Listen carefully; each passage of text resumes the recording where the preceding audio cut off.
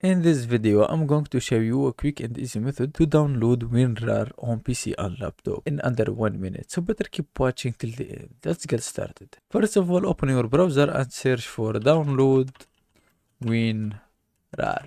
Click on the first link and then scroll down and choose the latest version, which is WinRAR 7.01 English 46-bit. Click on it and the download will begin. After the download has completed, go on and open your downloads folder. As you can see right here, WinRAR, double click and click on yes.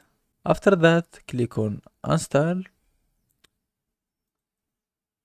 and choose what other associated WinRAR you want to use. For me, I will keep it like that, and if you want to change the interface or schedule or the shell integration, you can customize them both from here. Click on OK and then done. We have successfully installed the WinRAR. Let's test it as example for this file.